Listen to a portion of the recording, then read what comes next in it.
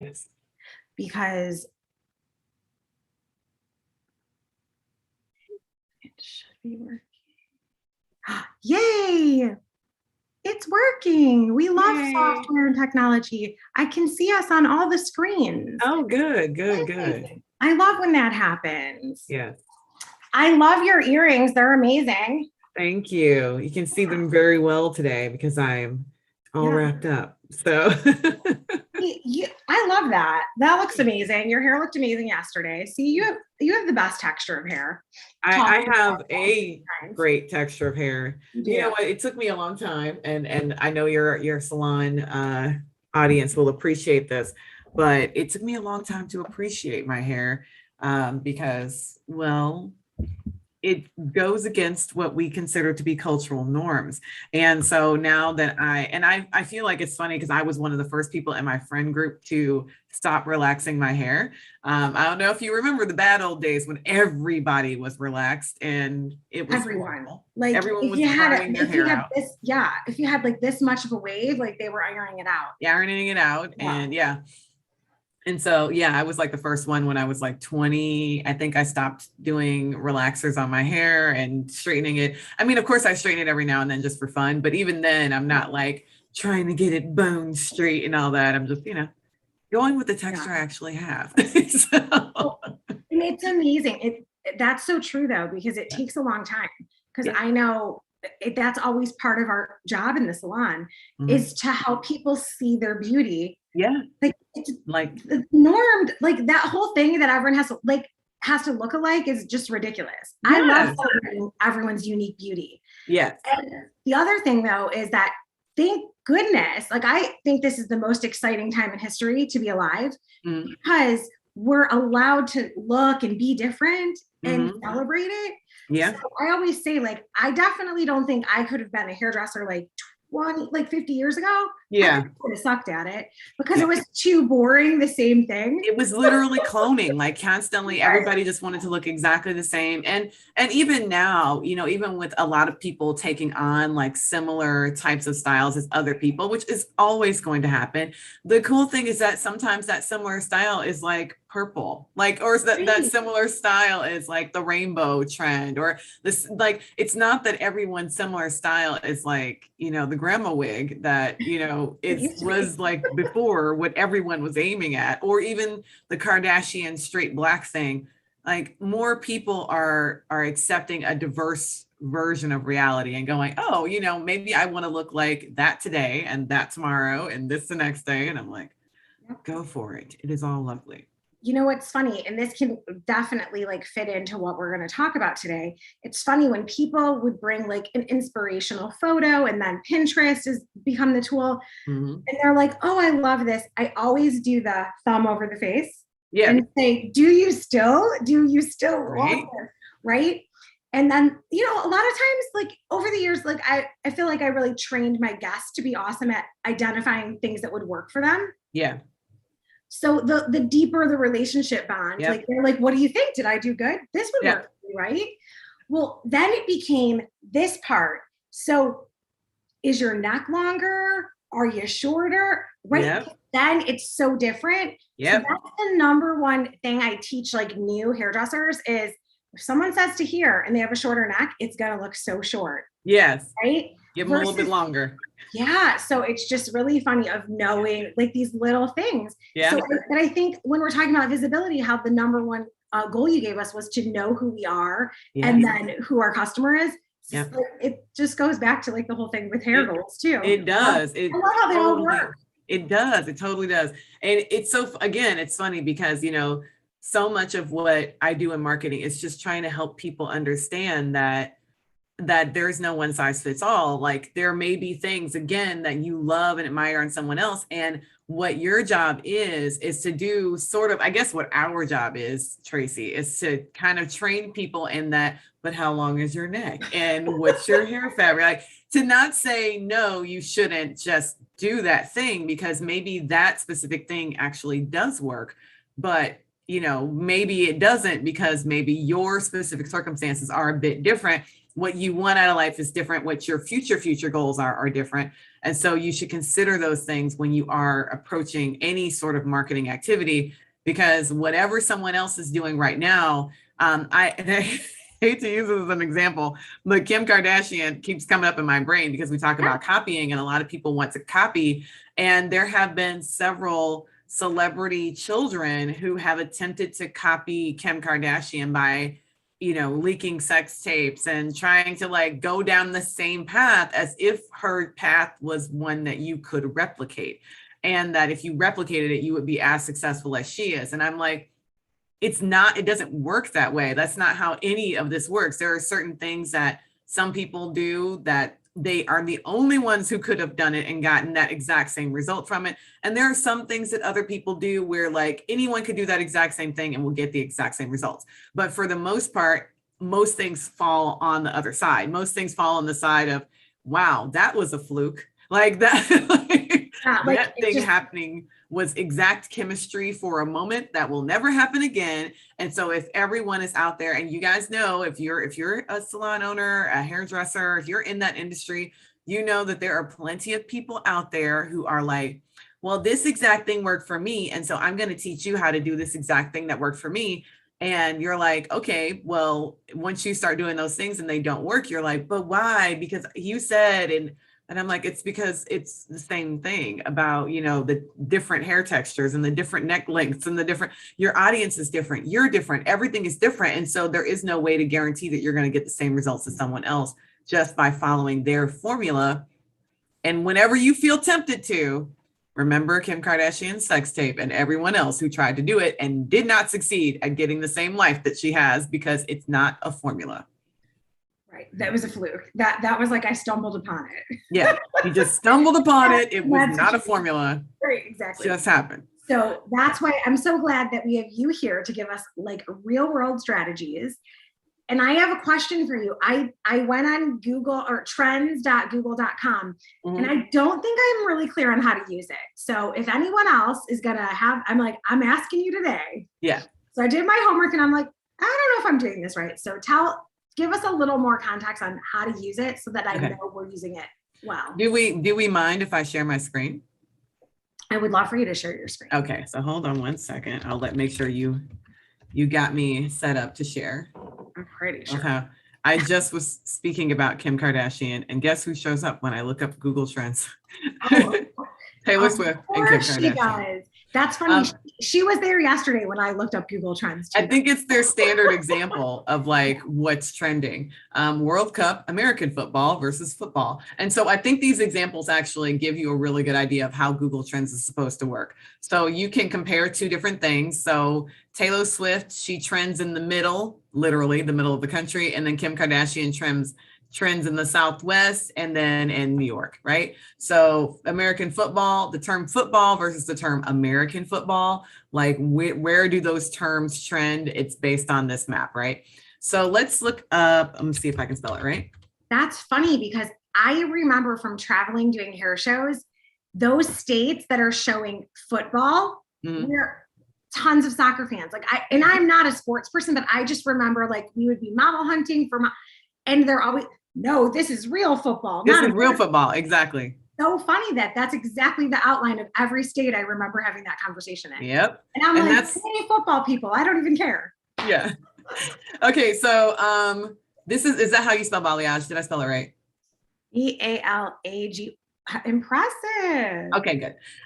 So what you see here is, so that I can make this super clear to everyone, this little marker here, the 0 to 100, is not the number of searches. It is the trend towards its highest usage.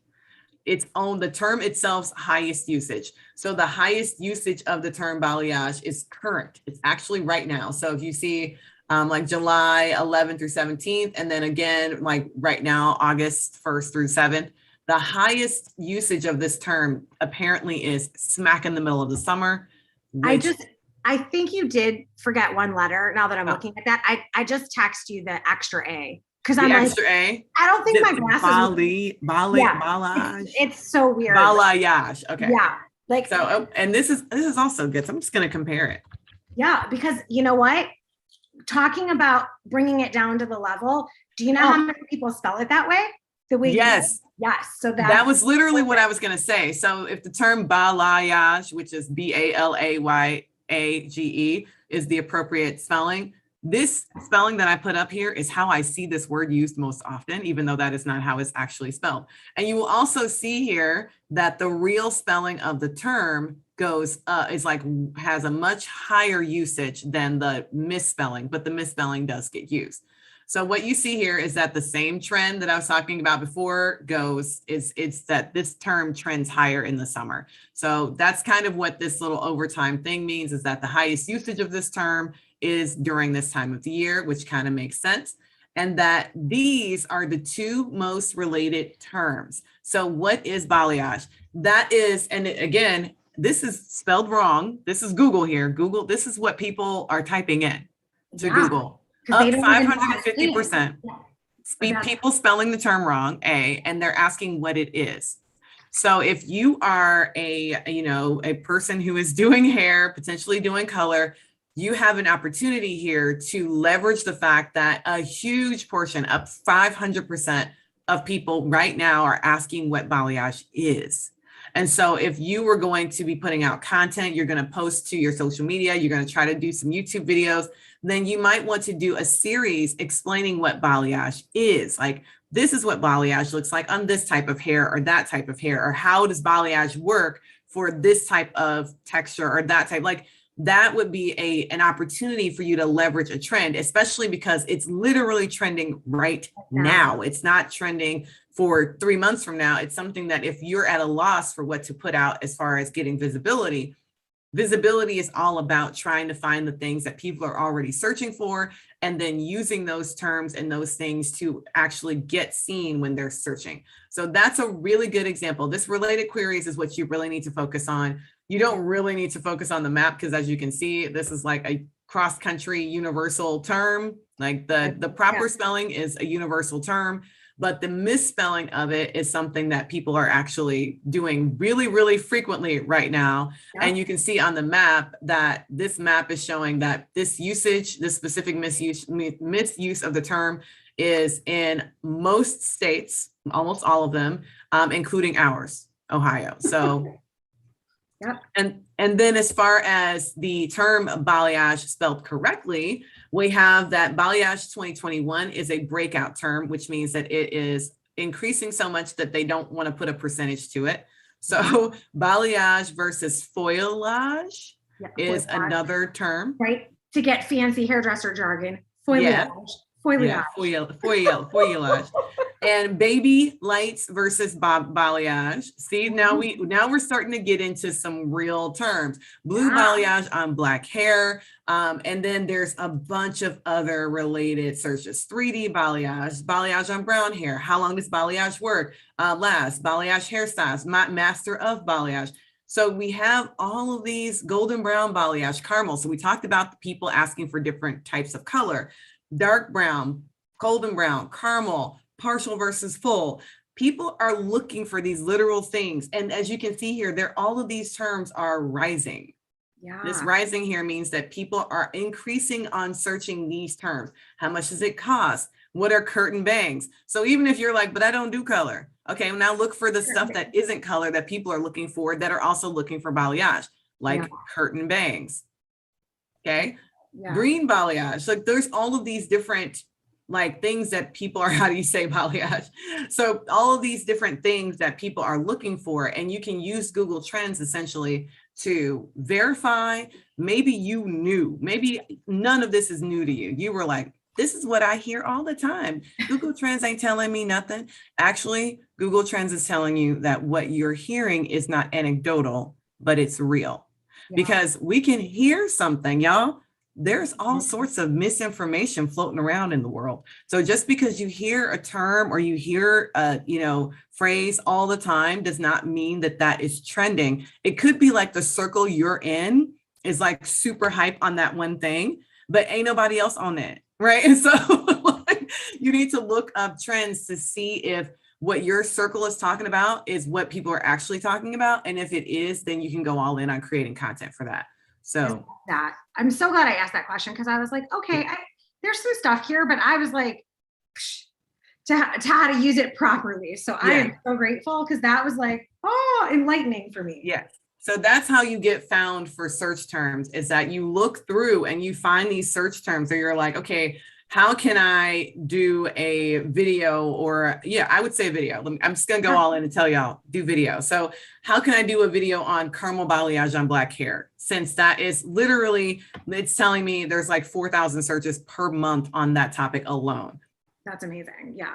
I love it. So why not answer that question or any of these other questions? A lot of them are even more searches. Like there's so many great search opportunities out there. Partial versus full has like almost 3,000 searches per month. I dive so deep into that inside of my training, the Beyond Common Success Essentials, because that word needs to be eliminated from the language of any menu. Like, oh, I'm so answering that question. Like, I saw that, I'm like, oh, that is like one of my soapbox moments. But see, that's good though, because if you can soapbox, so for you, you're soapboxing with salon owners, but for the salon owners and for the colorists, what you might do is to have this be an education moment for your customer. So you can say, okay, there's no such thing as partial, like that's not a thing, or whatever whoever invented this is like, I always tell hairdressers, like, don't speak a poor language. Mm-hmm. That means you're like halfway showing up for work. You can't be at work and in bed too. Like it's the dumbest word ever. Well, technically nowadays you can. Well, this is the one industry that you really can't. This is the one industry you can't. You can't phone this one in. No. I know the rest of the world has changed to that, so maybe I do need to come up with a better line.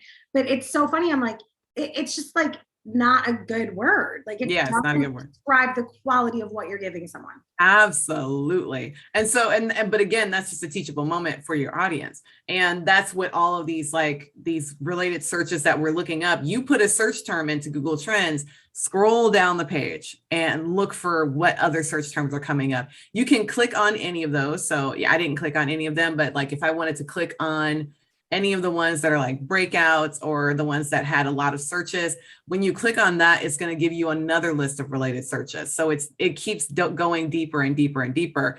And if you really care about a topic, then this is a great way for you to just kind of dig into that topic and maybe give yourself a ton of content to get found for. Right now, we know that for Instagram, which a lot of hairdressers, a lot of salon owners are on Instagram, hustling for them dollars. Mm-hmm. And one of the best ways to get found is using Reels, right? So Reels is really useful because Instagram right now is delivering Reels to people as a proactive, engagement. They don't do that with 1,000 within like 20 minutes, which I don't get that reach on any other post. Exactly. And so when you do a Reel, you get a lot more reach. And because Instagram is technically, they're doing the thing that I was saying yesterday that YouTube and Pinterest does, which is that they are delivering up content based on what someone has searched for. So if one of your customers or if your customer profile is searching for balayage right now, and then you start doing Reels around balayage, you're really, really, really likely to get found because you're actually putting that content in the place that people are searching for it. And you're putting it out in the format that the platform wants you to use, which is Reels. So that's one way to kind of combine the two efforts of like being visible, because Instagram is not a visibility platform usually, but in the Reels context, Reels are visibility because Instagram is literally pushing them out there at people. So if you want to get found for a term, look up the term, look at all the different variations of the term, and then create a Reel series. And the beautiful thing is that Reels take 60 seconds and I'm going to give you full permission. You don't have to point and you don't have to dance. You can just use your face and talk. You don't have to do either. If you have a head, like if you got a human head that you can show things on, or if you got a wig head that you can show things on, even better, because people like show and tell, but you can just do straight up show and tell. And that is it. You do not have to do any dancing. You don't have to do use a good music or a good sound. That's it. Like, keep it simple. So that's a way to get found, like immediately for a term that people are actually searching for. But that's what you really want to do. None of what we're trying to tell you to do here is to like play games, because I don't believe in like hacks, like Instagram hacks or trying to hack the algorithm. You can't. It's a machine. It's literally a computer. You cannot beat the algorithm. Yeah. You can pretend like so there are people out there who will tell you, I know how to beat the algorithm. They don't. And so like, they're just going to take your money and lie to you. And so what I'm going to tell you is there is no such thing, right? You can't beat the algorithm. What you can do is do what the platforms want you to do. And right now, Instagram wants us to do reels. So do reels, but don't just be dumb and dance around trying to get attention. That's not the point. And like, I'm not doing this. I love a good dance moment as much as everybody else. I'm one of those people who did dance in high school and then like tried out in college and like went to every party that there was possible. I love dancing, but you will not see me dancing on Instagram. You know why? Because that's not what my audience needs from me. And it's not because I don't want to dance. I actually almost wanted to start a pseudonym TikTok so that I could do TikTok dances. That's how much I love dancing, but that's not what my audience needs from me. Yeah. And so you have to figure that out for yourself. Like, what does your audience need from you? And then give them that. And don't just try to follow like what everybody else is doing. You need to be doing what your audience needs from you and not doing what everybody else is doing. I love that.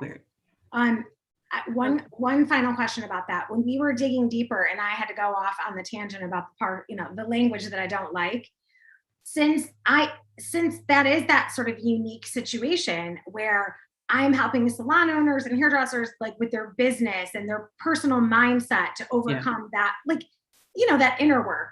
Yeah. How would you frame that? Like, so that obviously that query is more about clients are typing that in because the word doesn't fit. It should not. Yes. Whoever hairdresser started that 100 years ago, I don't like them. They should not have done that, because now we're still trying to explain that that's like not practical. So how would you frame that so that I can help my clients serve that answer up and attract more clients, but I can frame it to attract more of the people I need to help because they're having that struggle. You see what that is? Absolutely. Okay. So that's such a good question. So you want to think about the words around the keyword phrase. So let's look at the term partial balayage, because that's the one that's the egregious term, partial. anything. Partial. So if the term partial balayage, if you are a hair salon owner, or a person who is doing hair for a living, hairdresser, and a colorist, and people want to know about this partial balayage. As the internet is telling us, Google is telling us people want to know about partial balayage. As a person who is actively doing the color, what you need to figure out is what are the words around the term partial balayage that you want to use. So a keyword phrase, that partial balayage is your keyword, but you can extend the keyword by adding words in the beginning and adding words to the end. So specifically for hairdressers, for colorists, for people who are salon owners, then you could do what is partial balayage and should I get it? That would be a great way for you as a person who is to be flat out with people and do a TikTok, do a reel about it and be like, oh, partial balayage, it's not a thing. Like, let me explain. So you could title it, what is it and should I get it? But then your video would be about like, it's not a thing. Some idiot made this up a few years ago and we're all still fighting because you can't really, like, it's not practical, blah, blah, blah, right? And so you as the salon owner would be making that video. Now, what Tracy does with that same term is before and after the word partial balayage, she would change what she's going to say. So she would say something, or Tracy would say something like, is the term partial balayage eating away at your profits, right? So that is a really good way for Tracy to approach that, because she's talking to you and you're out here with people talking about, I don't want the whole thing. And you're like, what? There's no such thing as not wanting the whole thing. You need to get the whole thing. But people are out here trying to save money. They're trying to do whatever they're trying to do. They're trying to get Kim Kardashian's hair on a budget. Yes, they're trying to get Kardashian hair. Yes, on a budget. They're trying to get budget Kardashian hair. And you're like, and even Tracy could say something like, are the budget seeking partial balayage people driving you nuts, right? So still using the term partial balayage in there, because that is a keyword phrase that hair salon owners and hairdressers and colorists know and understand. is a bad term. So they would respect that you're talking about it in their context. So it's really, it's the context. So the keyword phrase is there, but then you have to put context around the keyword phrase in order to make good content for your audience that's applicable to your audience. So again, I will use balayage as a concept for hairdressers with, you know, people who have maybe diverse audiences. So if you have, you know, audiences with people of color, you could talk about the concept of doing balayage on Afro textured hair, or balayage on kinky curly wigs, or balayage on, like, you would have all of these other topics that you could, the balayage is the keyword phrase, but then you're going to put that words in front of it, words behind it that give it context for your audience. So that is how you make a keyword, like looking at Google Trends. That's how you make Google Trends work for your business. It's not about like, okay, I'm just going to like do videos about those specific keyword phrases. No, that's still dumb, right? So what you're going to do is take it and give it context so that it's contextual to your audience, right? That's the way to win at using keywords, is making it contextual to your audience, still using the trending term, but making it contextual to your audience. Did that explain was it? like the biggest, like, I wish I could like show that like little video clip. I'm so glad I asked that question, because I have been totally doing that wrong. Like, I've just been taking it as like, you know, oh, okay, it's a keyword, let's do this. So that is so helpful to put it in the context. And obviously when you're, you know, answering certain questions, it's like a different need, right? Because sometimes you could be talking to you're like, I'm just putting myself in the shoes of like a salon owner and hairdresser. You could be talking to busy, stressed out moms, right? That just happen to be your clients. And balayage is a really nice idea because you don't have to get it done as often, right? Like, it grows out beautifully. So you could use it that way. You could be talking about ways to make your summer, you know, since we know right now in summer it's being searched. So that just really puts it in it, because I was just like so literal with it, going, okay, now what? Yeah, no. Okay, thank you. Give it context, because if you give it context for your audience, and again, making sure that the context you give it is audience specific. So if we know it's being searched right now and you are serving it up to people who are the perfect candidates for balayage, maybe like all of your customers are like the kind of customers you attract are the perfect candidates for balayage, then this is the time to say, make your summer hair last longer with, you know, balayage. Like, make that summer look go into the fall. Like, take your beautiful summer beachy hair into the, you know, into winter. Like, that would be a way to hop on the trend for the people who are currently your customer, who you're like specifically that their hair works really well. A lot of your customers have that great texture that would work with balayage. Then that's a way to take that concept or that term and then help get more customers by saying, hey, it's trending right now because it's summer, but you can take that summer look further, like you said, because balayage grows out beautifully, blah, blah, blah, blah. Like, there's all of these different things that if that's a term that you need to be using in order to get found, you can contextualize it for your audience. Yeah. And I love that you're using that word, because it's so funny, because then I'm thinking about people that, you know, like the educators, people that train people and have classes on, you know, doing better balayage. Like, one of the big challenges that they could really address is, you know, how to do a balayage on different fabrics of hair. Because oftentimes people that might have a lot of extreme texture, if somebody just tries to do the same old version, you're gonna get blown up on the internet saying, that person doesn't know how to do balayage, they're horrible. Well, because there's a different way to do it for the fabric of hair. But in the end result, like, okay, if we want that lived in look, it can be achieved. It's just a very different technical approach. Very, very, very smart way to put that. And so it, again, you just have to contextualize the stuff for your audience. The more you can do that, the better visibility you're going to get. And because what every platform wants, whether it's Google, Facebook, Instagram, LinkedIn, Pinterest, every platform, YouTube, TikTok, every platform wants more people to stay on the platform using their platform to get content. That's what they want. The best way to do that is by serving up highly contextual content, because the more highly contextual your content is, like people talk about niching, you'll hear the term niching down. I'm not saying that you need to niche down. I'm saying that whatever content you're putting out there needs to be so highly contextualized that the platforms can serve it to the right people at the right time. The better we are at putting context around what we do, the more likely we are to get our stuff found by the people who are the actual people that we want. So again, if you are a salon owner and you are like, I am not selling a product, I am actually doing hair, TikTok still works, or, Reels still work. A lot of these things will still work. YouTube still works, but you want to contextualize it by putting in your location. So a lot of people forget that aspect of it. Like if you're a location-based business, you need to still put stuff out on a high search platform, but put that search out there, or that content out there on those platforms with the context of your location. So it's like, how to get the best, I'm going to give you an example, how to get the best balayage for Afro-textured hair in Northeast Ohio. Yeah. Right. So now I have added context to that period. So it's like, you can, do all sorts of content around that specific context, which is Afro-textured hair, Northeast Ohio, balayage. Like those three things together give you a lot of context, and they give someone who is in Northeast Ohio, maybe thinking about getting balayage and has potentially Afro-textured hair, then hey, now they're like, okay, that's specifically for me. You're actually calling them out, and they're way more likely to watch your content because you've given them so much context.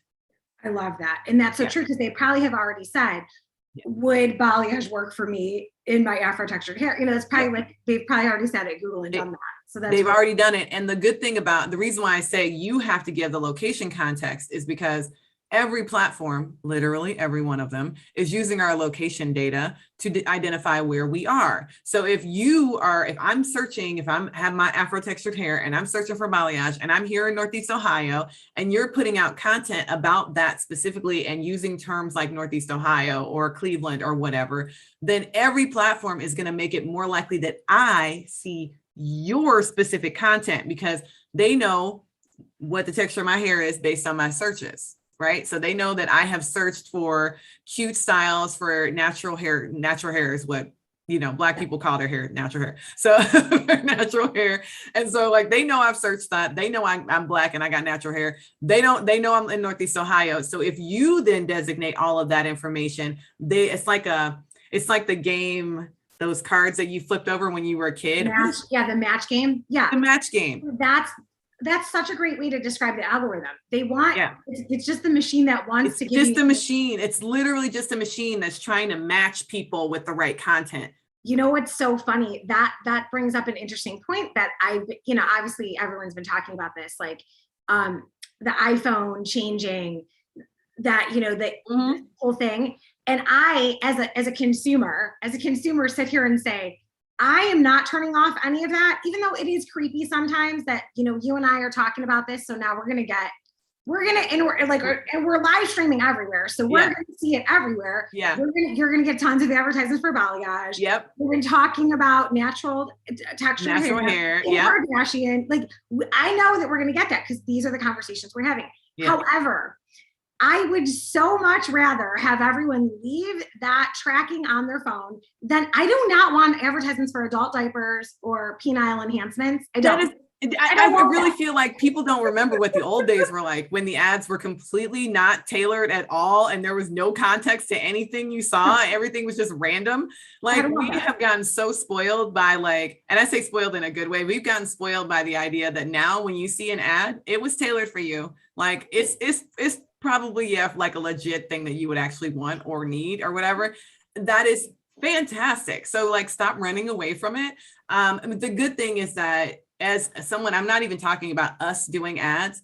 The good thing about that, like cookies change. So if you guys know anything about it, the biggest thing it's going to impact is advertising. Yeah. It is not going to impact organic content at all. Right. And so if you're doing what I'm talking about, you're still going to be able to do that, even if people turn off their tracking and all that stuff, because the information about who I am is stored. Like I'm not going to be a different person. I'm still a Black woman with Afro-textured hair. And so if you're putting out content like that, and I'm searching that content, then the matching still happens. So the algorithm still works, even if someone turns off their data or whatever, the matching part still works because the algorithm is pulling information from way before and matching up internally what I've searched before, who I am, and then they're looking at what is available in the internet and trying to match up with that. So I just want everyone to like think about the fact that like it really is like that matching game that we all played as kids. The difference is that it's a two-part game. Like I flip over a card and then instead a machine is on the other side going, now, which of these cards looks the most like what she just flipped over? And they're trying to find that for me. And they do it so quickly that it feels like magic. But in all reality, it's just us creators are out here putting the cards on the table. And you wouldn't believe how many of us are like, I don't want to play this game. I'm not going to put any cards on the table because I won't get found. Well, if you think of it like that, then yeah, right. You ain't going to get found. Like, start, right. Like, when's the best time to start? No. Right. They always say like the best time to plant a tree was 20 years ago. But if you can do that, do it today. Do it today. Yes. Right. Like, so yeah, it's the same thing essentially. You're starting to lay out your cards, but I think it just goes back to being authentically who you are and really clarifying that message. I love this. Yeah. No, I'm like, I know we're going all in on the search stuff, but that's because in order for visibility to work, you really do have to care about what cards you're laying out on the table. What content are you putting out? What keywords are you using? How are you using them? If you care about those things, then if you put the effort into making sure that those things fit, just like Tracy said, yes, it would have been better to do all of that 7, 8 months, a year, 2 years ago, but the next best time is right now. And so like right now, because the benefit that you get in the long term is amazing. So we said we were going to talk a little bit about smart automations and like evaluating what you're doing and all that today. And so I do want to hop into that, but this conversation kind of leads us directly into that. So to me, knowing in advance what you're going to create content around and then batching that content is the best way to eliminate the entire fatigue that we experience around what to post right now. That is real. I recognize small business fatigue over posting instantaneously is huge.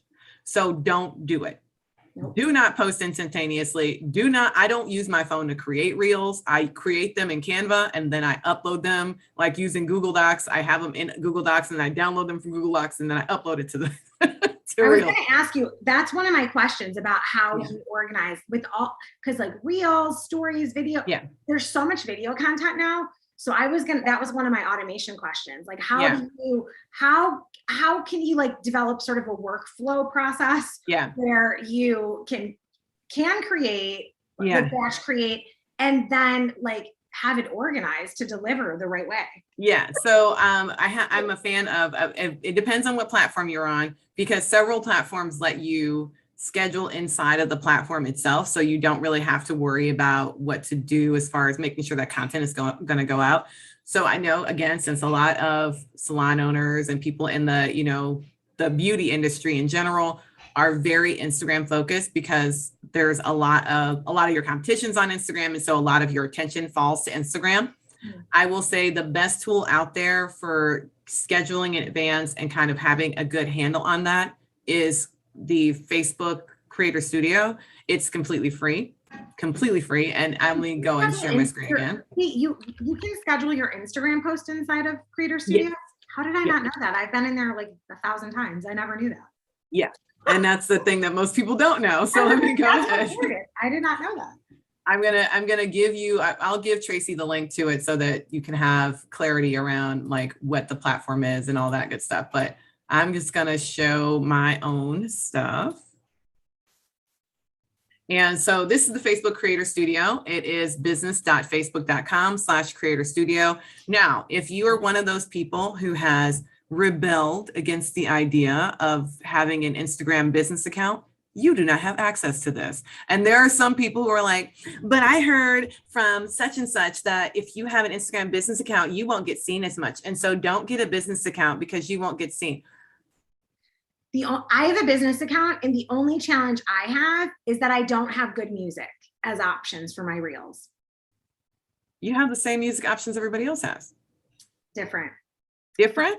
Yeah, different for business versus all of my accounts are business. I have a very inappropriate analogy in my head that I will not use. But what I will say is this: if we all started out with business accounts, we would have no idea that there was a difference in the music that was available. And on top of that, I don't suggest you do your reels inside of TikTok, inside of Instagram anyway, because it's not the most effective way to do it for a business owner. Business owners need to focus on content in batches, not content instantaneously. And if you're doing your reels inside of your phone, which my phone is right here, you're going to be doing them instantaneously, meaning I have to like stop everything and put this reel together right now. And you're going to spend a lot more time on it than if you just schedule them all in advance, or at the very least created them all in advance and give yourself the biggest leg up. So here you can see basically any content that you've put out in context. You can create and schedule both for your feed and for IGTV directly in here. If you're creating reels, the biggest difference is that inside of the scheduling, you don't have, let me click in here, you do not have the ability to designate the content that you're putting out as a reel in here. Okay. So that's like the biggest issue. But what I would say is that the majority of your feed content you can schedule out here. Any IGTVs, any videos like that, you can schedule out here. You can add in thumbnails. You can do all of that content in here.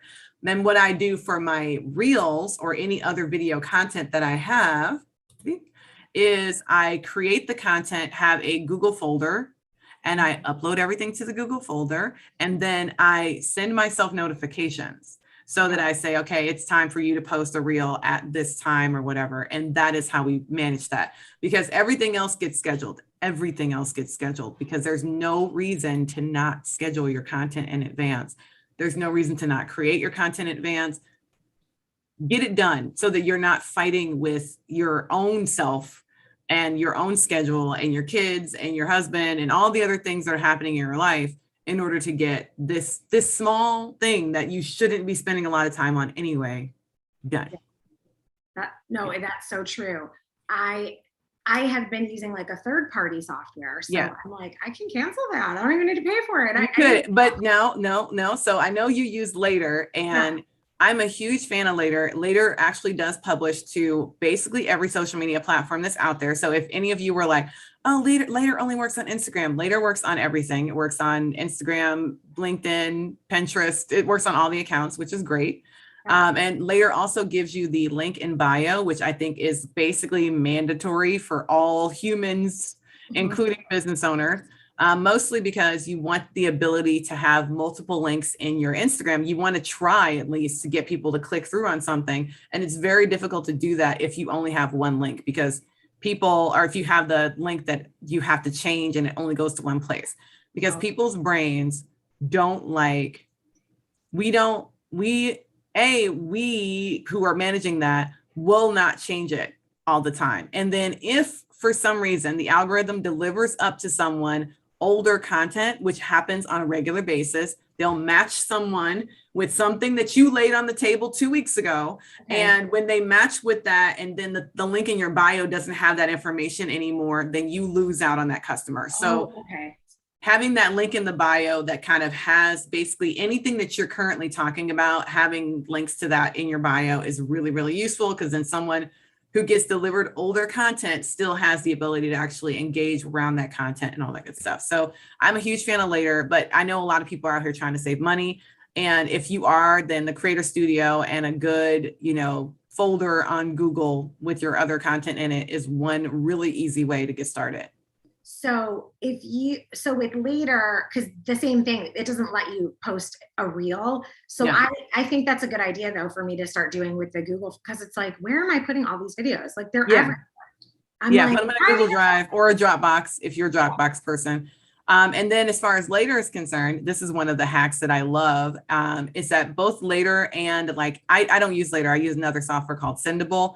But almost everyone that has the ability for you to schedule reminders for Instagram stories, if you can schedule a reminder for an Instagram story, you can schedule a reminder for a reel, because all it's doing essentially is Yes. And that's literally what we actually do. And so we take the content, we schedule it as a reminder for a story. And then like the little message, we put code messages in for ourselves that says, this is a reel, this is a story. Like, so we can tell the difference between the two.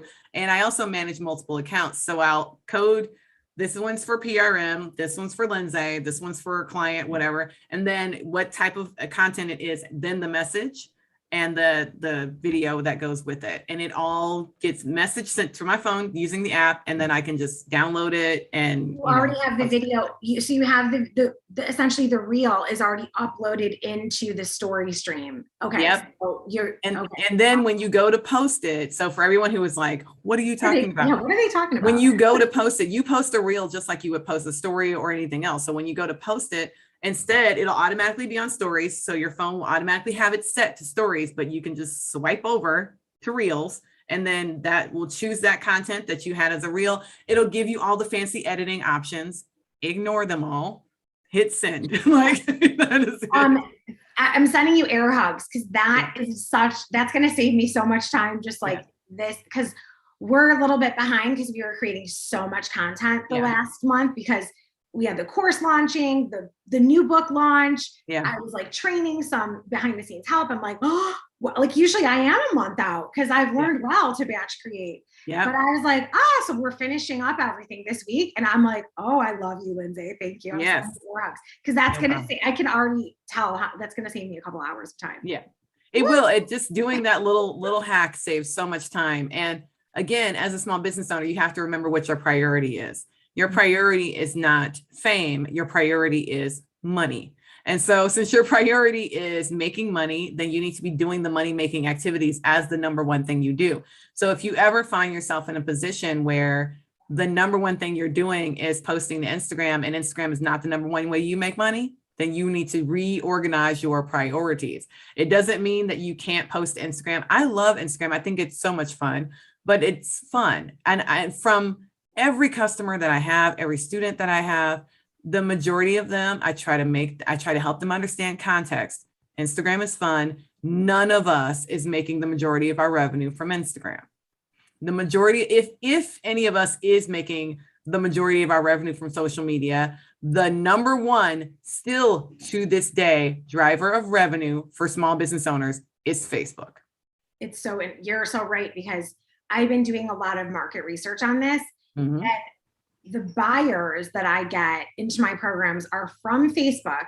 Now I've been digging a little deeper at, because the trainings I do are long enough that you get to know people pretty well. Yeah. They might have seen it, which I think goes back to what you said with the they're getting to know you. Yeah. Might have seen it on Instagram, but when they, it's so funny. They end up, I don't know if it's a trust factor through Facebook, but like the buyers are coming from Facebook, even if they've seen you. Even if they've seen it somewhere else.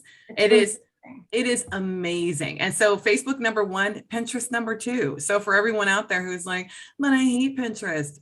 Excuse me, Pinterest is the ultimate card matching game. Like that is literally what they're doing. The difference between every platform and Pinterest is that when someone lays out a card, I flip over my card, and then Pinterest looks out and they flip over a dozen cards that look like this one.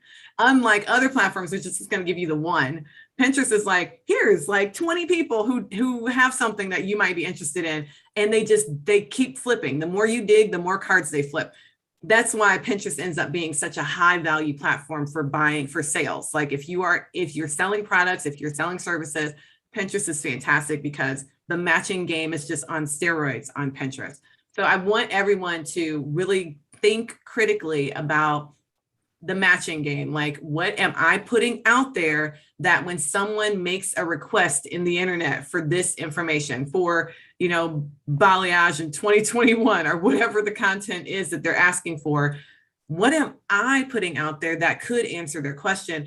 And where am I putting it? Not just what am I putting out there, but where am I putting it? Am I putting it in context for that person? So not just putting out balayage in 2021, but putting context around that so that the real actual customer who's my customer will know, oh, okay, that's what's happening in balayage for blondes or whatever, like caramel, people who look for caramel color or blue on black hair, like all these really cool trends that are happening. Someone who's looking for that in 2021, if you pull all of that context together for them and you put a few cards on the table, any platform is going to be like, oh, that's what that person asked for, and start flipping your cards over to serve up answers to that person's question. But it doesn't work if you're not putting the cards out there in the first place, if you're not putting this stuff on the table for the platforms to find. So that's the first rule to the visibility, right? We have to put it out there. You have to put it out there. So to like bring it all together, what are the things? So now that we know which are like the perpetual searchable, engines like Pinterest and YouTube, and then we did a deep dive on the trends, the Google Trends, which I'm so grateful for, because I knew how to look at it, but I was not using it right at all. So that was like a serious, great education. That is gonna that's amazing. And then the automations, it's like, what do you think is the best way that we could pull that together? Like, okay, if we're just starting and we like, let's take it back. We're just starting to get serious. We've got social media channels for every, like, I have a salon, just to say hypothetically, I have a salon, I have some employees, we're doing our best. We're chasing down every trend and we're feeling overwhelmed. We're kind of dragging our hair stained, our hairspray stained shoes a little bit, going, okay, I'm sticking to the floor here. Don't know. So we've got all the channels, but we're not using them effectively. And we want to like start making strides in the right direction. Yeah. What does that look like? Like, just give us like the 3 tips to start with. Perfect. So this goes back to the workbook. So those of you who have not downloaded the workbook yet, download the workbook. The final page on the workbook has the answer in the very first question, which the first thing I ask is, what visibility activity is the easiest for you to do? Because what I want us to all do as small business owners is move towards things that are easy for us to do, so that we will actually do them. Because if you try to challenge yourself with a bunch of hard, difficult, crazy activities, you're not going to do it. So if a reel is the easiest thing for you to do, this is what you do. You do your reel, you put it up, you schedule it out, you do a bunch of them, do 20 reels, like just get it out of the way, do a whole balayage series, like do all the reels. Schedule them out for yourself as reels, and then take all of that content that you created as a reel, strip out all of the Instagramness of it. So if you were doing anything that was very specific to Instagram, remove all of those elements and post it everywhere else. So now you're not just creating one piece of content. You created one piece of content that has 18 different jobs. You can post your reel to Instagram. Instagram. You can post it to Pinterest, because Pinterest does allow video, and actually Pinterest loves video. So post your reel to Pinterest, post your reel to LinkedIn, post your reel to Facebook, and then also figure out if you can make it long enough, because people think, oh, you have to have YouTube Shorts in order to post short videos. No, you don't. You can post a short video as a regular video on YouTube. There are plenty of 2-minute, 60-second, whatever videos on YouTube that were already there long before Instagram or YouTube Shorts happened. So just start doing your own YouTube channel using short video. So the easiest activity, if it's reels, do the reel, put it on a platform native, and then just copy it everywhere else. Because if you're starting out, the temptation is going to be to try to make everything exactly right for every single platform. And I'm going to customize everything. I was just going to ask you about, okay, the context is per platform. Tell us more about that, because I get that question a lot. There's absolutely things that you should be doing to make sure that you are putting it in the context of the platform that you're putting it on. But the reality is, as a small business owner, I am not challenging you to do that off the bat. I just need you to grab that low hanging fruit and eat it. Like, I don't want you, I don't want you trying to build a ladder to get to the fruit at the top of the tree because it's the best fruit. It may be the best fruit, but you know what? If you eat that fruit at the bottom, you're not going to starve. Like, that's what we need to do. We need to get something going so that you're not waiting until the perfect timing in order to make sure that all of your stuff is exactly mapped out, exactly like every platform gets very specific content. You don't need to start there. start where you are. Matter of fact, back off. If you're doing that right now and it's stressing you out and you're spending an hour and a half, 2 hours a week on social media, and it's just you running your business, stop doing that right now. I give you permission to stop, because it is going to take you so much less time to just, spray that content all on every platform as available, and you're still getting the cards out there. You're still going to be a part of the matching game, and that over time you'll be able to build back up to having customized content, mostly because the only platforms you need to be customizing content for in reality are the ones that bring you revenue. So if you have a revenue driving, place like Facebook or whatever that place is for you, customize everything for that platform first, and then everybody else gets the leftovers. Repurpose. Okay. Yeah. Don't try to customize for everybody when every platform is not giving you equal responses, essentially. So every platform is going to give you some different version of reality, because your customers are not literally everywhere. They're more concentrated in certain areas than others. So focus on where they're concentrated, focus on where you're getting your most revenue, your biggest bang for your buck. Focus on those places, and I give you full permission to just repurpose or repost everywhere else as if they aren't important. They are important, but don't prioritize stuff that doesn't work as well as the stuff that does work. So get clear on who our customer is, speak the language using those keywords, and then be just like I always talk about in all of my trainings, numbers don't lie, people do. So get really clear on your money. Yeah. When you know where your money is coming from, that's the one you focus and polish up for the platform. Yep. Now, any specifics on that repurpose strategy to make it easy? Because some people might hear that and go, but that still work. How do I make that easy? Well, it is, except for that it's not. So like I said, if you're using a software like Later makes it super easy. You customize the one platform you need to customize, and everybody else just gets the rest. Like they get like the unedited version. And I'm not unedited, but like uncustomized version. And that way you're literally only posting once. Like you're not posting 95 times, you're posting once. And that one post just gets reshared. And I know there are people out there screaming who are listening to this going, but that doesn't work anymore and blah, blah, blah, blah. And I'm like, you are not an influencer. Those are the people who this doesn't work for, because they really do need to be putting out completely unique content on all these different platforms. Why? Because that's literally how they make money. They don't have anything else that they do that makes money. And so because they have to spend a lot of time and energy and effort on each piece of content that they create, because the thing that they produce is content. They are professional content creators. That's like you comparing your home videos to Martin Scorsese and saying, I can't shoot this beach video with my kids because I don't have an iRed camera and blah, blah, blah, blah. And a whole crew of like 35 people. Right, a crew of people. So I don't have the proper boom mic. And you're like, just shoot the video of your kid. It's the comparison between what influencers do and what we need to do is like the biggest barrier to us being successful, is that on these platforms, too often we're looking at a Kardashian as an example of what we're supposed to be doing. And that is not real. If you are trying to be an influencer, yes. If you are trying to make money as a hair artist or a beauty, in the beauty industry, no, please stop.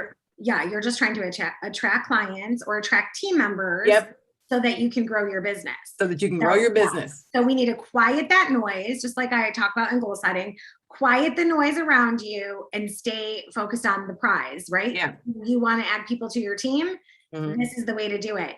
I'll include the link to the Creator Studio and to Later, because I think I have a referral link for that too. Okay. What other automations do people need to know about? There's I would say the biggest automation is making sure that you're automating your social media posts, because if you're automating that, it's going to save you a ton of time. Like if you again, back to the like noise, if you've heard that your posts perform more poorly if they're automated, blah, blah, blah, blah. Again, that is for people who are doing internet for a living, and you are not doing internet for a living. A, and B, it's not true. So like, even if it were true, even if it were completely true, it doesn't matter, because you're not doing internet for a living. You sell a product or a service. focus on that. But it's also not true. And every platform out there has said it. Like, you can go and read it on Instagram's website. They say, we encourage people to schedule. We encourage businesses to schedule. You can use the Creator Studio to schedule. There's no penalty. You can use Later to schedule. They actually have partnerships with several organizations that are physically like have this Instagram stamp. So if you think that Instagram is going to punish those companies for letting people use their software, you're completely wrong. That is not how it works. So schedule. That is like the number one thing to help your visibility stay consistent, is spend that time that you would have been spending being instantaneous, spend that time scheduling so that you'll have a month of content or 60 days of content, and that you can spend your real time on social media engaging with your audience, like responding to comments, engaging with other people on the platform. So being a real human, because if the more real human you can be, the better. But if you're spending all of your time trying to be a content creator and run a business and have a family and do all these things, you're not going to have time to be a human on social media. There's only one of you. Right. The prioritize. I love it. Thank you so much, Lindsay. This has been so amazing. I just am so grateful for all of your golden nuggets. Now, if somebody wants to work with you further, what, if I'm like, oh my God, I need her, she needs to help me now. What are ways that they can either become a student? I don't even know. Do you even take on clients anymore? Like what I asked you that earlier. Like what's going on? I mostly don't take on clients anymore. I have a few special cases, like people who beg or something. But for the most part, right? For the most part, I don't do client work anymore. I do have a program that is specifically for small business owners to help us to get beyond the noise. And I specialize in working with people who are struggling. Like, I know that might sound weird, but that is like my sweet spot, is working with people who have been in business for a while and are not getting the results that they think they should be getting from their digital marketing. Because what I have is frameworks that work. Like, the framework will get you where you want to go, because I'm not teaching you to do the same thing that everybody else is doing. Copycatting me, copycatting clients. What I'm teaching you is principles, like, what goes up must come down, like that sort of thing for social media. But more than anything, because I know we're all Instagram focused here, I have a workbook, and I will give Tracy a link to it. I have a workbook about going all in on Instagram. Most people who are not getting results from Instagram are not getting it because they don't really know what Instagram wants them to do. And so I created a workbook that helps you, first gives you the knowledge about what Instagram wants you to do, and then helps you to map out how to do it for yourself. So doing all the stuff we're talking about here, but specifically on Instagram for you. So I will give Tracy that link, and she can share it in the chat or the comments or whatever, so that we can all kind of do a little bit better with our Instagram, if that's what you want to focus on, which I know is what most people in the hair world. I know it's because it's glamour, it's fun, it's pretty. Even though Instagram did just release, like, we're not the just photo sharing, platform anymore. So that does break it up to, but hopefully we've encouraged people to like follow the metrics, like look at your money. I love this. I did not realize that as you and I have the last year, like, flushed out our message both even further, I cannot believe how similar, because you are helping business owners that are struggling with their social media. And I specialize, like, that's my sweet spot, is like salon owners and creative service business owners that have been in business a while, that, are just like looking in the mirror going, how am I not further along by now? Like, I got a moment so to help them set up those operations and systems in their business that make them profitable. So that's really funny that because I'm like, there's so much out there for new business. And I just love helping people that are like, wait a minute, what? There's got to be more than this. How do we get through this mess? Yeah. That's so funny. Yeah, I love it. So thank you so much for your time. And I'm so grateful. I cannot wait to get my hands on that workbook.